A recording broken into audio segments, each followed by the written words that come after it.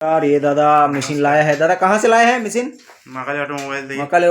মাকালে automobile থেকে নিয়ে এসছেন। আপনার বাড়িটা কোন জায়গা? সোনামুখী 37 তলা। সোনামুখী।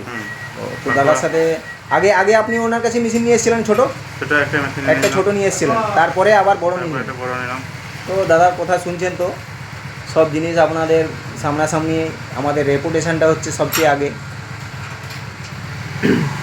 তো কোনো অসুবিধা হলে আমাদের কল করতে পারেন, আর আমরা সাথে সাথে অলরেডি সার্ভিসটা দিয়ে দিই।